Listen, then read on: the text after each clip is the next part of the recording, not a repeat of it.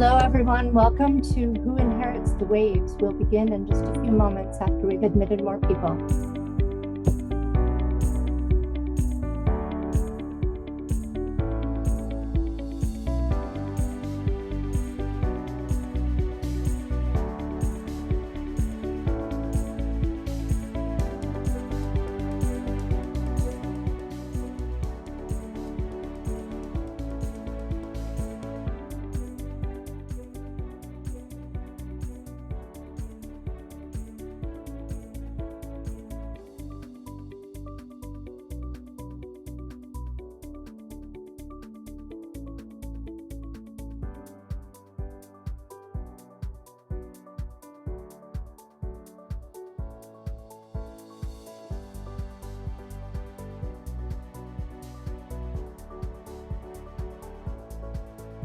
Good afternoon, everyone. Thank you again for joining us for Who Inherits the Waves. We're just going to wait a couple more moments before we begin.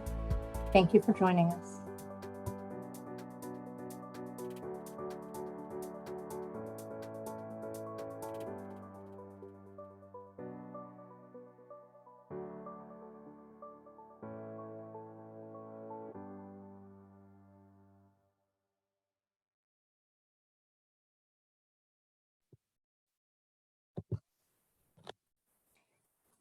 Welcome to Who Inherits the Waves, where we will discuss closing the racial gap in swimming skills and water safety literacy.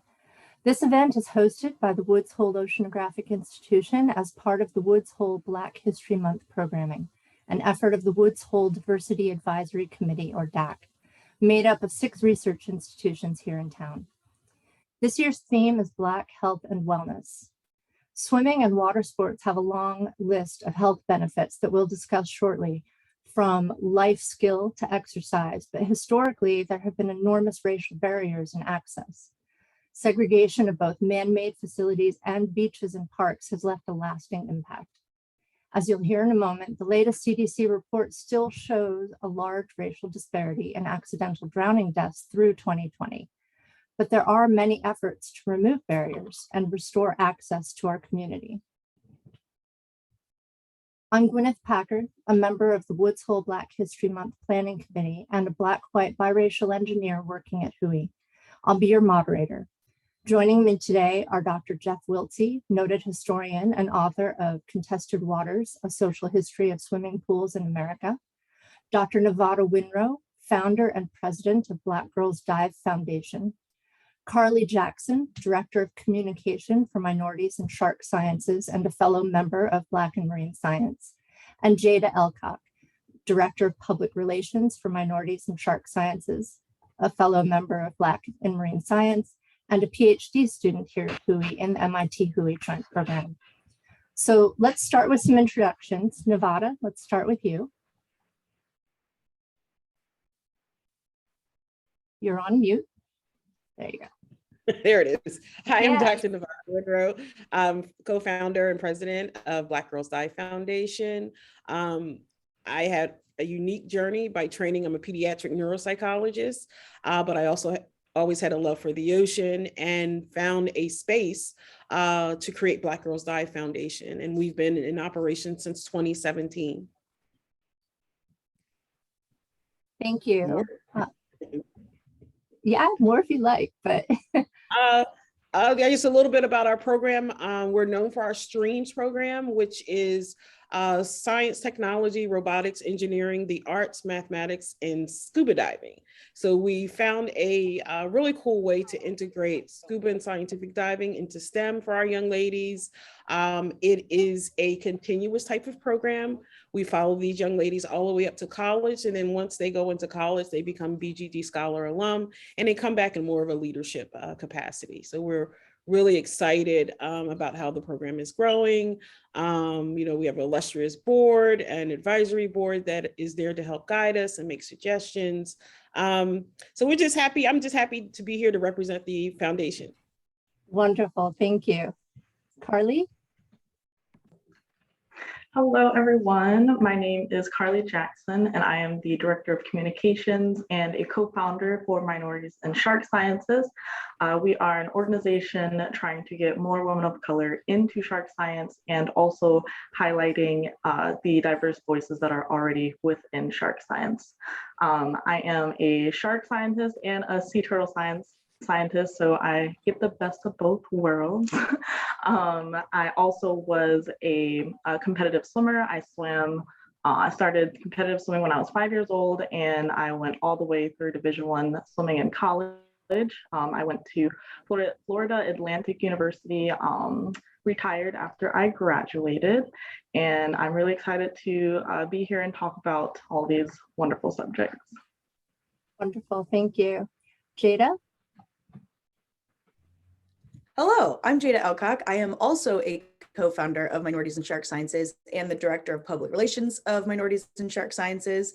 I am currently a first-year PhD student here at the MIT Hui Joint Program for Biological Oceanography, and I also study sharks, hence the background. I'm interested in like movement ecology, habitat use, migration, and things like that with sharks, trying to figure out how they're interacting with their environment. And I, like Carly, also was into aquatic sports as a kid. I was a springboard diver from the age of 11 all the way up through high school. And now I'm also a certified scuba diver. So whenever I say a diver, I feel like I really have to specify because kind of depending on the audience, it could mean either, it could mean both. But yeah, so I'm excited to be here and excited to talk about the water. It's something that I've always loved. So yeah, excited to be here. Excellent, thank you. Jeff? Hi, I'm Jeff Wiltsey. I'm a professor of history at the University of Montana. And as I look out my window in front of me, there's a snow-covered mountain, which may be a different environment than many of you are in right now. I've spent, excuse me, I've spent much of my professional life studying the history of swimming pools. And my doctoral dissertation was a book on the history of public swimming pools, and it was my first book. And it turned out that what I wrote about, especially in terms of the racial discrimination that occurred persistently during much of the 20th century in access to swim pools and swim lessons and swim teams, that it's had quite a bit of, there's been implications of it for understanding contemporary issues. And so as Gwyneth pointed out, there's significant swimming and drowning disparities between sort of whites and people of color. And I think that the research that I did sort of helps us understand why that is. And so even though my book came out 14 years ago, it sort of had a nice longevity because there's issues that continually come up to which it speaks to. Thank you. Yeah, all of the member institutions of the Woods Hole DAC have missions tied to ocean research and ocean education and a commitment to diverse and inclusive ocean spaces. So let's talk for a moment about some of the barriers or disconnects that prevent more representation in swimming, diving, and water safety knowledge and marine career tracks. How did swimming become popularized in this country, and how has that access been gated? Jeff, can you speak from the studies? Yeah, sure. I mean, I could talk endlessly about this, but I won't do that. That there were really two periods in time during the 20th century that swimming became popularized in the United States. And in both instances, the popularization of it was tied to the proliferation of swimming pools. So the first period was in the 1920s and 1930s, when there were thousands of public swimming pools built in cities and towns throughout the country. And one useful thing to know is that really before the 1920s, swimming was not all that common of a recreational or sport activity in the United States. And it became so, at least initially, during the 1920s and 1930s, because of these thousands of public swimming pools that were opened. And many of these pools were large resort institutions. I mean, you can think of the pools themselves, many of them were larger than football fields, and they could accommodate thousands and thousands of swimmers at a time. And they were surrounded by grassy lawns and sandy beaches, and they became really, really important, vibrant public institutions.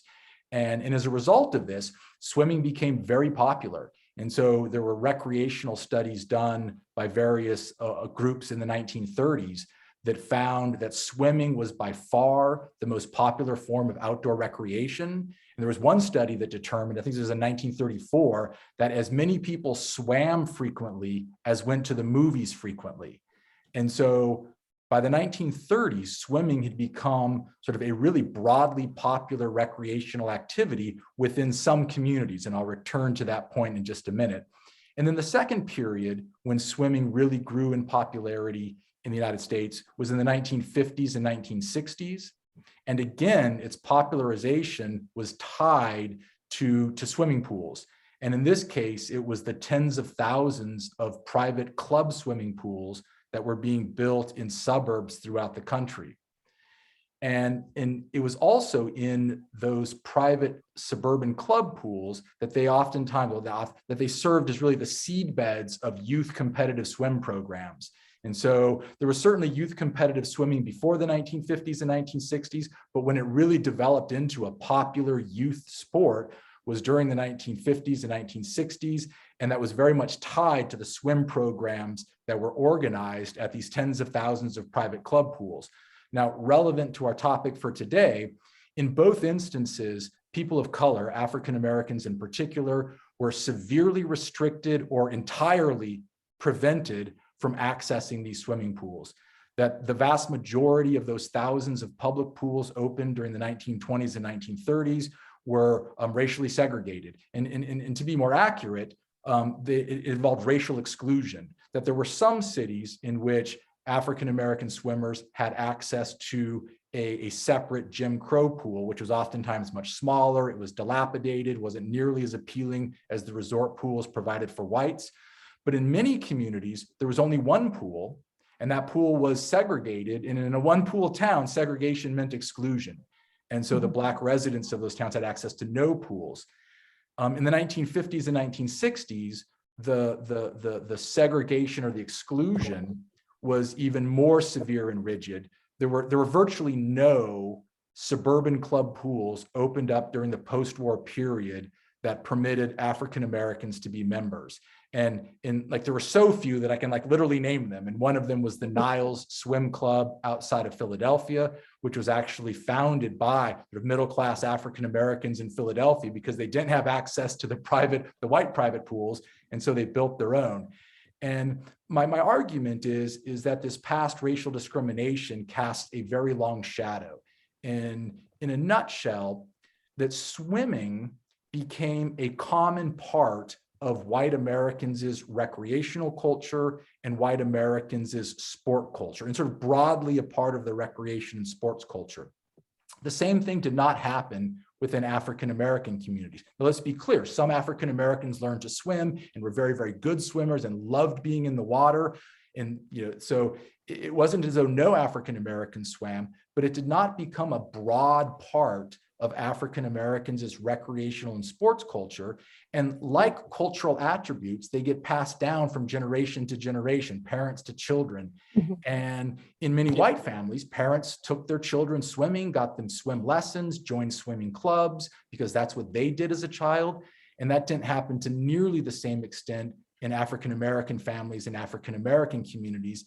And in that way, we're still sort of living in the shadow of that past racial discrimination. Right. Thank you. For those of you who were on competitive teams, can you talk a little bit about how you encountered that?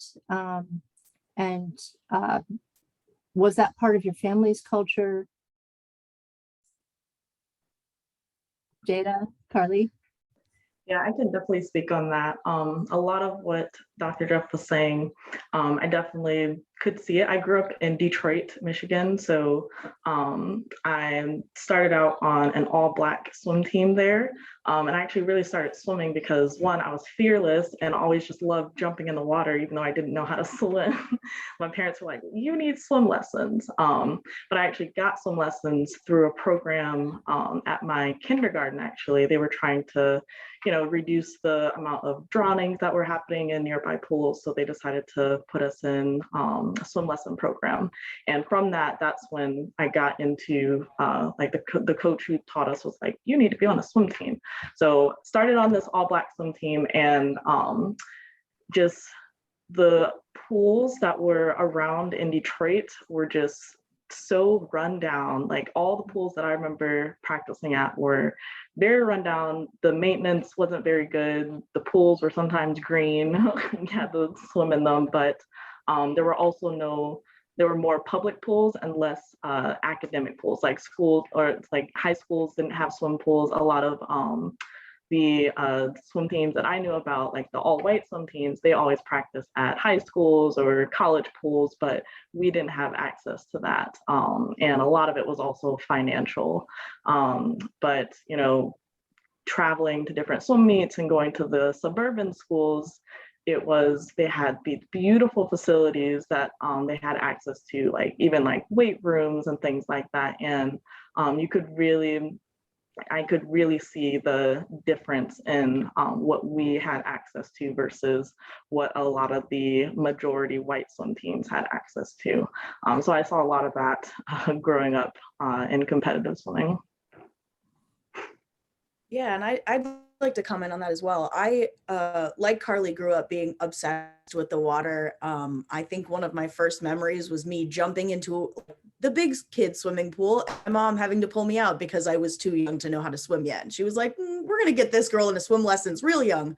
And so I've always grown up being in love with the water and wanting to be around the water. And I started getting into competitive diving because my mother was a diver. My dad was never, for reference, I am black, white, biracial as well. My father is black and my mother is white. And my father was never really one to just be like, yeah, let's just go to the pool and go swimming. But my mom was always that person. So I kind of gained my affinity for water through my mother's side, which I think kind of speaks to some of the issues that we've seen in the past and are still seeing now. And on my swim team or my dive team in high school, I remember being the only Black person, both on the swim team and the dive team. It wasn't just the dive team. And similar to what Carly was saying, I could see when we went to meets at different schools in different areas, like more highly populated inner city type of areas definitely had more rundown pools than like our suburban pool that we had at my high school. And honestly, it was more dangerous. Some of the diving boards just had absolutely no grip on them because the school didn't have enough funding to replace them. And it made it so slippery and truly dangerous for diving because you're risking hitting your head on the side of the concrete or something from slipping off the diving boards and things like that. So it was definitely disappointing to see, and it made it a lot more difficult to dive at those meets and made me respect the divers who had to train on boards like that, because obviously they had to deal with these conditions that a lot of other students didn't have to. And usually those were the students of color that I saw at other dive meets. But so yeah, these are some of the things that I've seen in my time in diving. Yeah, I guess that's kind of what I have for comments on that. Thank you. Yeah, so we drawing the line from the days of the segregated pools to where we are now, we're hearing that it's not as easy as, well, you have access now. It's deeply embedded in culture and lingering disparities. And the CDC reports on fatal drowning, rates. And for those under 29 years old, Black individuals were nearly twice as likely to die of drowning as their white counterparts. And Alaska Native and American Indian people were 2.5 times as likely. And additional African American youth aged 5 to 19 were more than 5 times as likely to die by accidental drowning than their white peers. So my next question for the panel is, continuing this conversation of some of the mechanisms that have left these lasting impacts, and the toll of having generations of community barred from and fearful of beach pool access. Does anybody have any other comments on this part of the conversation? In terms of barriers to the water, or? Yeah, barriers to the water. When your foundation is teaching students, are you finding what kind of fears are you having to address? It's the cultural narrative of, Black's not supposed to be around water, the regimen of the hair, not getting the hair wet, major barrier. and just working with our young ladies with that regard, providing swim caps. Simple as that, and just understanding how to care for your hair before you get in the water, what you should do and what you should do afterwards. But there are other barriers there, particularly for diving. It's a financial barrier. Scuba diving is expensive. You have the equipment, and then you have the travel costs. Then you have the maintenance costs for your equipment. We've also recognized that going into a professional space with marine science, that a lot of field work is not paid. A lot of underrepresented minorities are coming from a space where it's an expectation that you have a job after school, to help support your family. You don't have time to engage in any type of field work that's not paying you any money. We also looked at the fact that there is an association with swimming and marine science. And it's like, you don't need to swim to get into marine science, but it's this false correlation with these two, just being involved in water and then the marine sciences. Is why I think particularly we don't see a lot of women of color in that space, is because of that incorrect association. At least that's from our research and our experience, holding workshops and just listening to feedback with what our youth are saying, why they particularly didn't consider a career pathway, is because it's just false assumptions. So that's just my experience. Yeah, and I'd like to comment on that as well, on the topic of kind of like the career paths in marine science. There is like this idea that you have to be like a pro swimmer to be a marine scientist, and that's not necessarily true. I mean, for some people, like me, I've done field work where I need to get in the water, and that's something that I enjoy. But being a marine scientist, depending on what you study, that's not necessary at all. Like, I've known people that are always in the lab and will never really go out on a boat. They don't really need to understand how to swim very well to do their job well. But that is still a fear around this kind of career path. And I can kind of understand why, but at the same time, like we've said, that's not always necessary. And on the topic of financial hardship and having to try and pay for experience or having to do internships that are unpaid, that's one of the things that Minorities in Shark Sciences is actively trying to combat by providing fully funded and sometimes paid opportunities for women of color in this field, because it's so true that it's just not something that everyone can afford to, first of all, do an internship that is unpaid, because maybe in some families you have to help provide for your family and you don't have the opportunity to do something that's unpaid, or even to go even further and have to pay for experience, I think is kind of ridiculous. It's like, I'm doing work for you and I'm paying you to do the work, which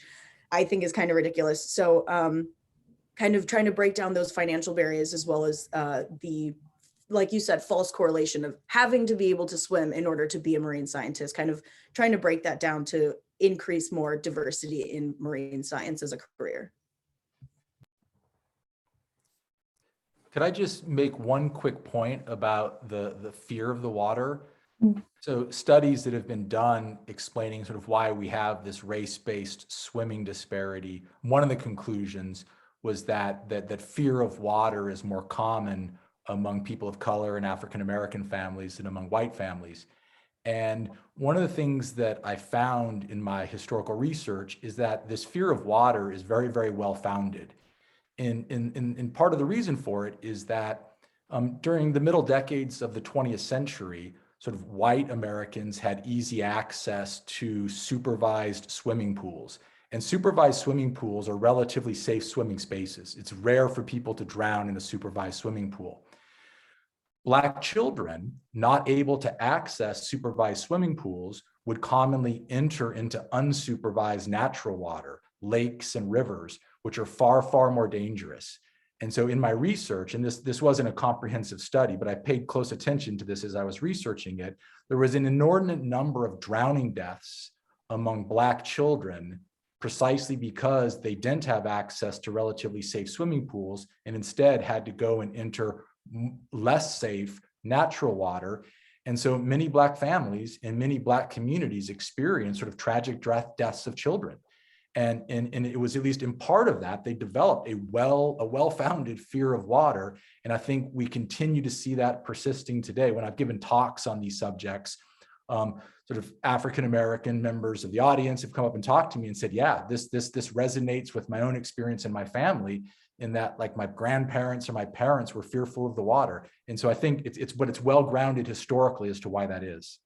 Well-grounded and a feedback loop. So if there's generational fear, then you end up avoiding going and learning the skills that would make it safer. Right. So thank you. And I guess I was looking at, I actually just started reading it, the undercurrent of power, the aquatic culture in the African diaspora, and just looking at from our history. We ruled the sea, from a historical standpoint. When you look back at the 1400s up to about the 1885s, it was a very different scene with those that come from the African diaspora that I'm still trying to figure out what kind of happened in the middle. So I'm not sure, Jeffrey, you're familiar with that book. Oh yeah, Dr. no, Kevin. I mean, I'm very familiar with Kevin's work. This is Kevin Dawson's book. Yeah. And in one of the really, really important conclusions of his work is that at the end of the 19th century, so just before the 20th century, people of African ancestry were more likely to be swimmers and were more likely to be better swimmers than were people of European ancestry. And obviously now, sort of 100 years later, it's just the opposite. And so, what happened during the 20th century to flip from African Americans and people of African ancestry having a more vibrant swimming culture, aquatic culture than people of European ancestry, to just the opposite. And it goes to show that it can be recovered, that sort of a vibrant African American swim culture can absolutely be recovered. And I think, in fact, it's already happening right now. And we're already in the process of that developing, and it's good to see. That's one of the things we want to talk about in this panel, is what people can do to move us beyond this place where we are. But I'd like to shift the conversation for a moment and talk about what's at stake beyond whether or not a day at the beach is relaxing, which is a benefit in its own right. We're also talking about both a life-saving skill and an incredibly beneficial form of exercise. Even beyond that, we're talking about freedom. Individual bodily freedom for those with various physical disabilities, for example, or pregnant women, for example, to be gravity-free for a time. I know that was really impactful for me when I was carrying my children, to have that time in the water. But also collective freedom of movement, to enjoy more of this planet that is 70% water. 40% of our population lives near the coast, and that doesn't even account for those who live near lakes and rivers. So what are some stories of the freedoms that you've encountered or witnessed in your work? Anyone? What it opens up for you. So, I mean, we've talked about how you don't have to be a great swimmer to be a marine scientist, but you do want some water safety knowledge to be working on and near the water every day. So what does it give you to be diving or swimming? For me personally, it's again, it's that sense of freedom. That is my safe space to be in the water. The silence, except when you have a full face mask over comms, but in general, just being in the water, it's just calming and relaxing. What I see it for my girls, our BGD scholars, is just the light bulbs just start flashing with looking at other opportunities that having these kind of skills could bring. They were totally fascinated by our underwater photographer, and they were like, "You really get paid to travel around the world and take pictures?" It's like, "Yeah, they make really good money." And they were just like, "Wow." So just watching, they're starting to look at just other avenues. One young lady was looking at even underwater welding, commercial welding. She was like, "That's totally cool." But so I think it just expands the mind. It gives people other pathways to go down or explore.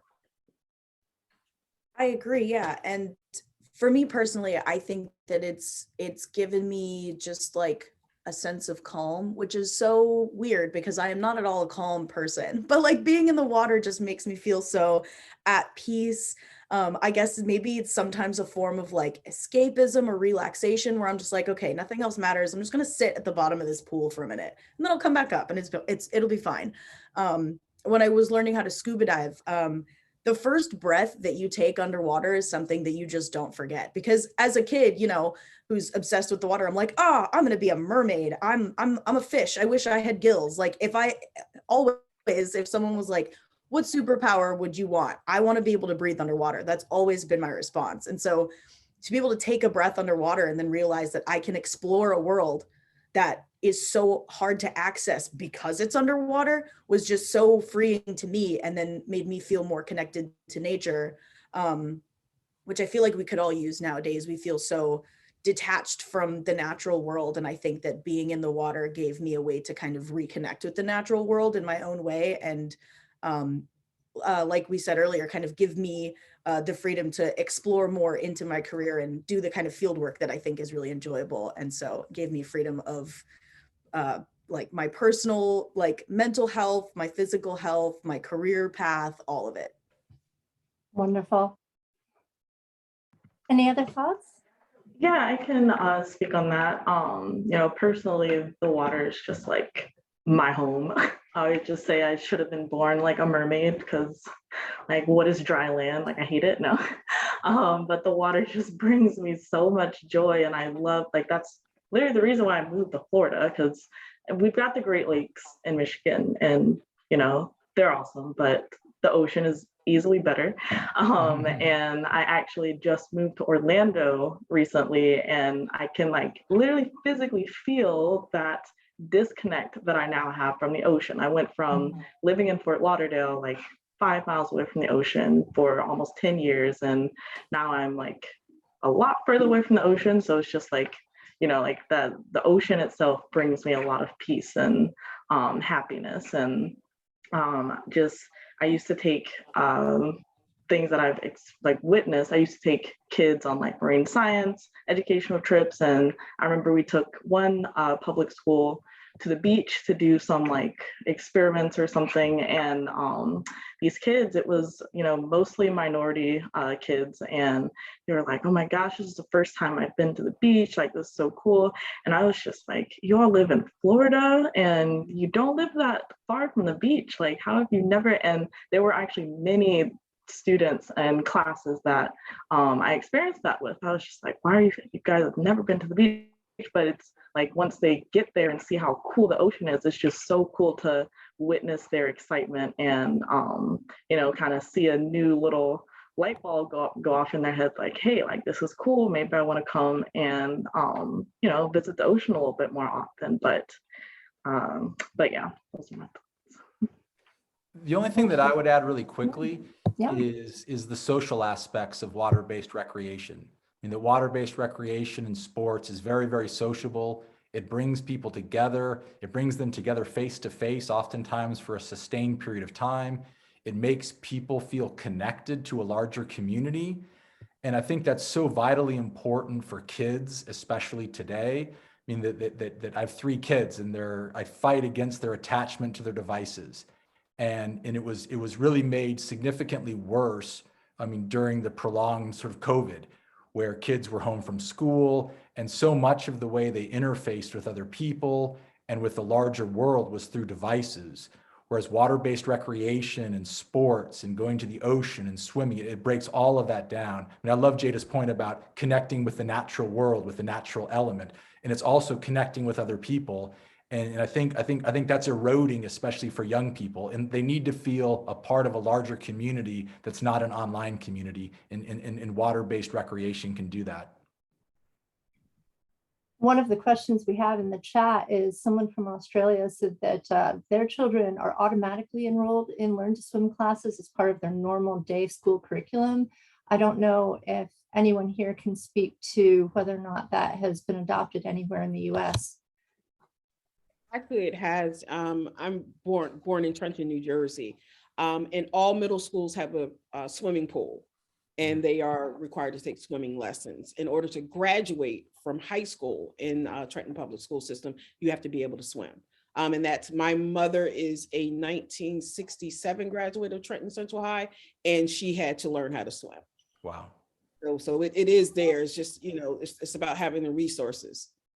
Amazing. Well, some of the people in the chat are asking what they can do. I think one of the things we can do is advocate for policies that would make a difference, and maybe looking into whether or not your community can adopt something like that if you can present the results that that school district has achieved. So raising this as an issue.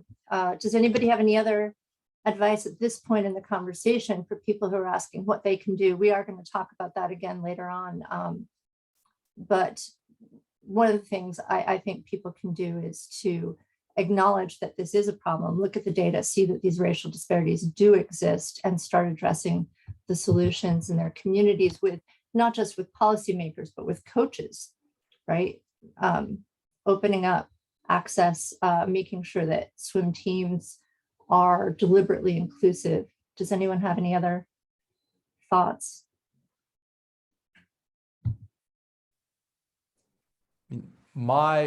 Looking back historically, and this reflects what I talked about before, that rates of swimming and in a culture of swimming develop by having access to appealing swimming facilities. And this isn't a cheap solution, but I keep asking for it, which is communities need to support public swimming pools. And there's been a lot of spending on private swimming pools, private residential swimming pools, private club pools, and there has not been a sufficient investment in public swimming pools. And we as a society need to recommit ourselves to funding public aquatic centers so that all people within the community can access to them. And it's not you have to pay your way into it. That's too costly for many poor and working class Americans. I think also, just to piggyback on that, even professional development within the aquatic instructor space is important, because I've seen it firsthand that you have instructors or people who are have good intentions become very microaggressive in their speech. So I think that is a huge part of it. So we can have a fabulous pool, but if you have an instructor that's, saying things that are what I consider microaggressive, like, oh, well, Black people stink more so than white people, so, you're going to have a hard time. Or, one thing I heard was we're more positively buoyant. When it's like, there's no scientific evidence that suggests that there's a correlation between melanin amount and density. So, yeah, I get the infrastructure, but it's also the people that could really deter individuals for, pursuing or exploring, water.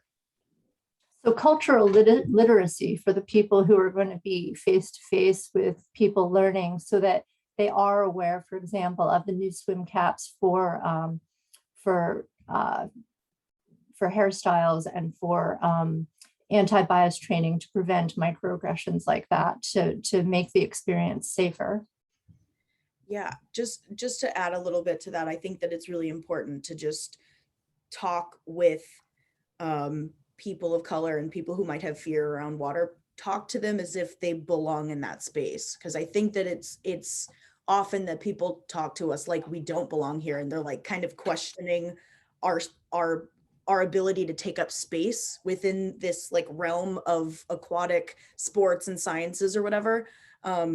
But everyone belongs wherever they think they fit in. If I want to be in the water, I belong in the water. If I want to be in science, I belong in science. So just talking to people like people and assuming that they have an interest in things and making sure that they feel like they belong there and making sure that they feel welcome, I think is a really good first step for people who may want to be involved in trying to like help people overcome this fear or get involved in some way if they're interested. Just talking to them as if they belong there, because if they want to be in the water, they should be able to do that.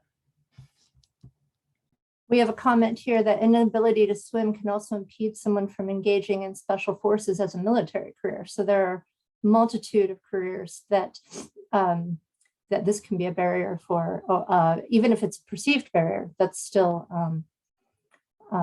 a way that it's preventing people from pursuing those opportunities. Somebody else asked for us to restate the name of the book that you mentioned. I think Nevada, it was you who brought up Kevin's book. Yeah, Undercurrent of Power, Aquatic Culture in the African Diaspora. Thank you. And we will share that link afterward as well.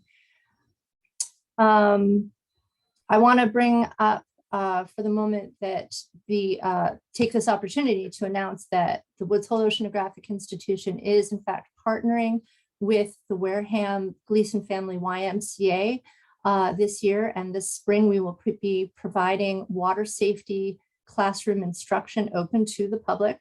That will be in May around the International Water Safety Day. And so watch for that information, as well as offering a number of fellowships to pay for members of our community to take swimming lessons offered by that YMCA at their Wareham facility. What else? Let's see. What else can our audience do to help close the gap and promote diversity in swim education? And here, I mean, I'd love to hear more about each group's own advocacy. Several of us are members of Black and Marine Science. We've got Minorities in Shark Science here. We've got Black Girls Dive. So, and I'm sure there are other groups that are closing the racial gap, and we can provide links to those in the resources. But would any of you like to talk more about these efforts? Black Girls Dive, we capture young ladies as early as 9 and start them through the scuba certification process. We've certified several 10-year-olds in diving, and you know, providing those examples of mentorship, so they have an opportunity to see others in the space that looks like them, who they can relate to. You know, we try to have a robust program where they're doing everything from shark tagging. Matter of fact, we literally just got our shark tags come in, but having them engage in those activities. They go to Andros Island to do their checkout dives, and also to engage in field work. As they get more advanced, or next year when they're advanced open water, we take them to Egypt. Our last trip pre-COVID was 2019, so they had a chance to dive the Red Sea. And you know, they took their STEM learning with them, and understanding that, wow, our buoyancy is a lot different here in the Red Sea. And it's like, well, why? And they're like, oh, it's saltier. So I'm like, right. So, you know, just giving that application of knowledge so they get things. I think the coolest thing I've ever seen was the aha moment when the girls recognize something they learned like at very young age, the Roy G. Biv for the rainbow, and they realize that's related to the water column when you're taking your pictures. And you're like, oh, you actually can use that? I'm like, yeah, it's actually used for something. So you know when to put the color back as you're descending down the water column. So it's just, you know, we are just having just an exciting time watching these young ladies be in this safe space that we create for them. You know, they don't have to worry about, you know, what they look like, feeling self-conscious about being in a bathing suit. You know, they have it's a bonding experience for them. So we're actually one full cohort is actually graduating and going to college in the fall. So it's, you know, kind of teary-eyed to kind of see them moving on. You know, they got in all the colleges that they applied to, even their REACH schools, from University of Rhode Island to Coastal Carolina, and then to watch them come back and serve in leadership capacities, you know, to kind of, you know, bring the next one forward, pull the next one up. So we're really about just trying to sustain the program and just trying to have a generational impact, a multi-generational impact. Yeah, I'd love to add that I think that it's really important to show young kids people that look like them in the spaces that they aspire to be in. Because if these kids don't see anyone that looks like them in that space, how are they supposed to make the assumption that like, oh yeah, I belong there too, I can do the same thing? I know that as a kid, I watched a lot of like Discovery Channel and Animal Planet, Nat Geo, and I don't really remember seeing anyone that looked like me. I'm just stubborn enough to say, screw it, I'm going to do it anyway. But not everyone is like that. Some people need to see some of that leadership, that representation. And that's something that we as MISS think is really important. MISS being Minorities in Shark Sciences, sorry. We think that that's really important to be able to help get the voices of current women of color in marine science out into the world, and try and, you know, amplify their voices, and also be able to help show kids that these are people that are like you, that are in this space, and this is proof that you can do it too if you want to. So yeah, just I think representation is so important, and I literally cannot stress that enough. Absolutely. I mean, even if someone has the self-motivation to pursue something, there's whether or not you've ever heard of it or imagined it, right? To even think of pursuing it. So putting that on people's radar, opening up those horizons is crucial. Carly, you were going to say something?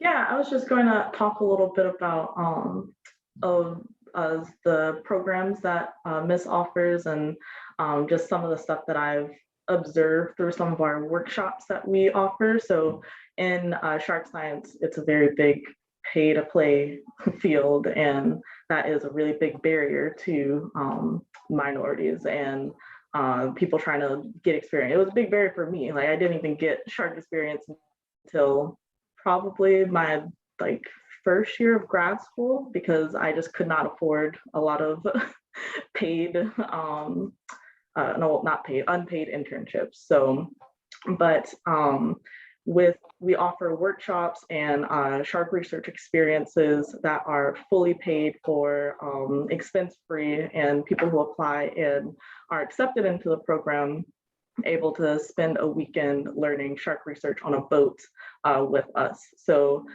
through one of those programs, I just remember that on the boat, all of us co-founders were the youngest people within our group at one point. And it was just really cool to me to see women who were just trying to change their careers because they saw their representation in their field and said, hey, I can actually do this. And this is an opportunity for me that wasn't presented before. So I think that it's really important to also think about those who are, you know, in the middle of their careers, or, you know, a little older and in the middle of their life, and thinking about, you know, learning something new or changing their career. And it's just important to have that representation so that they can also be reminded that they can do those things as well, just like what Jada was saying. So, but yeah, those were just my. Yeah, and I love the point that Jada made that it's not just access, but invitation. You having the whole conversation framed as welcome to this space. This is for you. We had a comment from someone that as a school principal, they supported a summer swim lesson program for students in their rural area. So that's another thing that people can do, is work with your locale to see if you can offer summer lessons, often with somebody like the YMCA. The YMCA was hugely enthusiastic, and this is part of their mission to teach in our area. So connecting with the Y in your area and seeing if you can sponsor a program. Jada, there was a question specifically for you, if you would like to talk about how you heard about WHOI, and how did you find out about WHOI, and what else can we do to make WHOI, Woods Hole Oceanographic Institution, more welcoming? It's a great question. I had seen WHOI in I'm sure like a lot of documentaries as I was growing up, watching all of these like ocean documentaries and stuff as a kid, but I didn't really think about coming here to do my research until I was already at the University of Washington. And then my advisor was like, hey, I got a job at WHOI. You gonna come with me? And I was like, I guess so. And now here I am. So it just kind of worked out that way, but I absolutely love it here. It's a gorgeous place to live. I'm loving Falmouth and Woods Hole. Very different from the desert in Phoenix that I grew up in. So whole new thing in so many different ways. But I think in terms of making Hui a more, I don't know, I guess inclusive, diverse, welcoming place is to just make sure that all of our faculty and our students are being as inclusive and welcoming to incoming students as possible, and making it clear on whether it be social media platforms or in like webinars and talks and whatever, that we want to support scientists of color and that we want to be inclusive, recognizing the native lands that we're on, giving voices to people, all these kinds of things. And again, just saying, hello, welcome. We are excited that you're here. Let's talk about what Hui can do for you and what you can do for Hui and whatever else, you know, just being welcoming and inclusive and recognizing that I guess people of color haven't always been the most welcome in a lot of these spaces. And so making the active effort to make sure that this space is welcoming to these people now. Thank you. We might have addressed this already. I had a question going back to the impact of fear and how that can turn into a multi-generational influence. I was wondering if any of you had any stories of fears that you or the people that you're working with in your organization have had to overcome to take part in these programs. I wouldn't say a fear within our organization, the operational side, but, you know, parents, you know, project their fear onto their children. And that is a major barrier with having our young girls in our program, which we are very, we require parents to leave during certain activities, because when they're anxious, their kids are anxious. So I think that is the challenge. You know, generally, it's why I always tell parents when I was practicing as a pediatric neuropsychologist, get your kids involved in stuff where they're young, because they have no fear.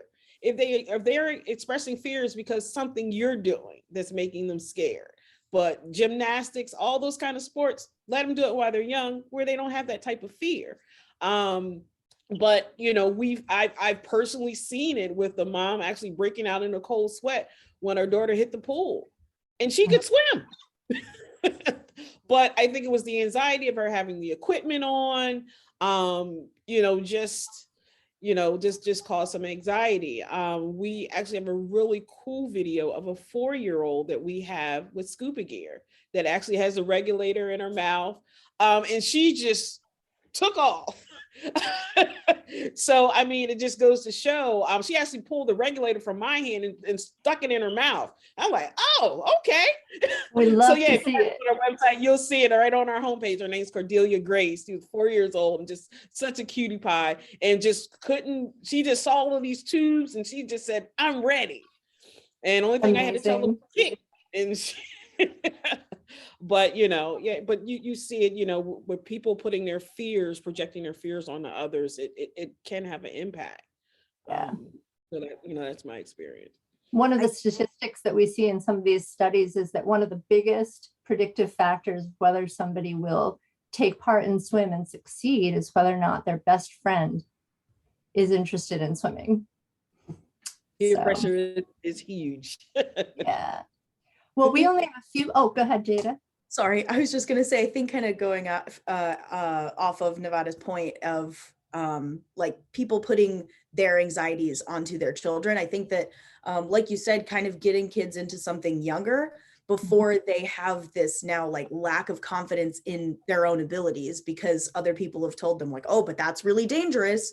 And even like, I think that it's really important to make sure your kids have like the confidence in themselves that like, oh, I know how to swim and I'm confident in this ability. And so I'm going to pursue things within the realm of swimming that interest me because I have confidence in that. Otherwise, if you're like, oh, but be really careful because I don't know, maybe this will happen. Like, and you know, putting all these negative thoughts in their head, it's going to kind of deter them from trying to explore that. So yeah, I think making sure that you're, I guess, giving me giving parenting advice as someone who doesn't have children, giving your kids like, the confidence that they need to go and explore the things that they love to do. But that's something that my parents always gave me, was like, well, I mean, couldn't be me, but I support you and I'm excited for you, and let me know if you need help on anything. That kind of thing, I think, was really important for me growing up, to pursue the things that I thought were interesting.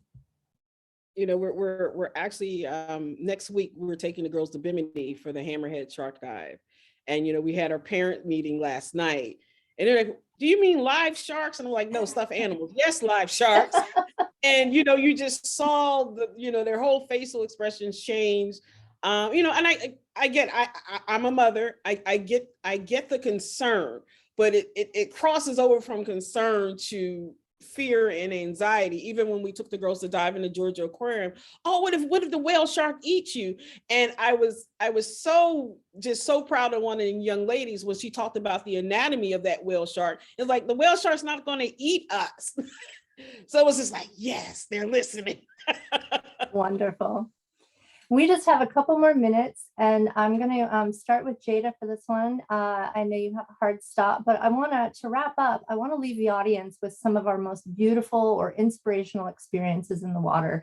I know that for me, there's nothing like being in a pool underwater looking up at the surface. I just love that sensation and the optics and poking my hand through the surface. So what's your favorite moment? Well, okay, so I guess I've got two. I think, honestly, my earliest memory is a time where, like I talked about earlier, I jumped into the big kid pool before I was able to swim. I was probably, I don't know, 2 or 3. My earliest memory, I just remember being fully submerged, not panicked, just like, oh, I don't know how to get back to the surface, but like, I'll be fine. And then my mom picking me up and putting me back in the kiddie pool and was like, you don't know how to swim yet. What are you doing? I have to save your life every 5 minutes because you just want to be in the water so bad. But I think that now, like into adulthood, my best memory in the water was probably doing field work out in Northeast Canyons and Seamounts Marine National Monument. It's a mouthful. Everyone just calls it the canyons or the seamounts. Being out in the canyons, and I was doing field work with my advisor, and we were tagging whale sharks. And in order to do so, because you can't like pull them onto the boat, obviously, because they're bigger than the boat half the time, you have to get in the water with the animal and put the tag on its fin. And so I had the chance to do that, and being in the water with probably the largest animal I will ever see in my entire life, like this probably 35-foot long whale shark, just existing in the same space as there's like a hammerhead swimming below us, just kind of curious of like, what's going on, and all these animals. And I'm like, this is what I wanted. This is nature. I am a part of it. I get to just be in the water and exist in the same space as these gorgeous organisms that I thought I'd never be able to see in person. And oh my gosh, it was just the most amazing. It was my mermaid moment. I was like, this is the life, man. This is the coolest thing ever. So that's probably my favorite memory in the water. Wonderful. Thank you. Next, Nevada. Honestly, my favorite memory, it always goes back to being with the BGD scholars. When we took them swimming in the Red Sea at Ras Muhammad, it seemed like every animal came out just to say hi to them. So like we took them for their night dive, and all these Spanish dancers came out. And I'm like, really? I've never seen these. I've been diving for years. They saw a whale shark, in the natural habitat, instead of just in the Georgia Aquarium. And I was like, wow, these guys are showing out for you. And for them to see these huge clams with an open mouth, I've never even seen a clam with an open mouth. So it was just like, wow. And looking at their faces, they're taking all these pictures. And that was my moment. That honestly is my top one. It's just watching them and looking at their reactions to seeing certain species that they haven't seen diving in the Caribbean. So that's my top one. Wonderful. Carly? I'm going to try and narrow it down, but so many moments where I just magical moments in the water. But I guess I'll go for a competitive swimming one. Just I think it was my sophomore year in high school. I had won the 100 freestyle in our conference. So I was like top swimmer in our conference. And I remember the way I won, I literally out touched 3 other girls by like less than a half a second. And it was just like, I remember looking, I was just like tired of looking at the board, and like the timers are tapping my head. They're like, you won. And I was like, me? Okay. So that was just like a really cool moment in my swimming career. And, you know, I had a couple of really cool moments after that, but that, and then going to the ocean side, my dad actually got scuba certified right before I had to go to Belize to do my research. I had spent 2 months in Belize doing shark research, and my dad, my parent, well, both my parents, they were just like, we're gonna come visit you, because they like to follow me everywhere. And my dad was like, I'm gonna get scuba certified so that I can dive with you in Belize. And I was like, yes. So we got him scuba certified, and on our first dive that we did, there were 2 nurse sharks that just like kept going around him. And I think in the picture in one of the pictures in the video that was playing at the beginning, there's a picture of him and these 2 nurse sharks. And it was the first time he was really in the water with sharks. And I was like nervous for him. I was like, you're gonna freak out, they're just nurse sharks. But he didn't. He was very calm and just thought it was so cool. And like, he's now obsessed with diving. So it's just a really cool moment to share with my dad. And my next thing is to get him in the water with the Bimini hammerheads, which, you know, it might take a little bit more convincing, but it's gonna happen. Wonderful. Jeff, did you have anything you wanted to share on this? Sure. Somewhat similarly to Carly's, my favorite memory is from a long time ago. I won't tell you how old I am, but being at the swimming pool that I grew up, I spent every day during the summer at the local swimming pool. And some of the clearest memories I have is being in the pool with my father, who would take me and throw me up in the air and toss me. So I must have been like 6 or 7, because if I'm much older, he wouldn't have been able to toss me very far. Any which way, just sort of those memories of being in the water with my father and having him toss me in the air, just my favorite memories. And also snorkeling with sea turtles in Hawaii is also pretty cool. Wonderful. Well, I want to thank you all. I want to thank our audience. I want to thank all of our panelists for this amazing conversation. In the chat, there is a link to the Woods Hole Oceanographic CDEI page for this panel, where I will be putting further resources and links. So please find that. We're posted it just now again, and watch that space for more resources. And thank you all so much for joining us today. This was wonderful. I appreciate your time. Thank you. Thank you. Thanks for having Thank us. you so much.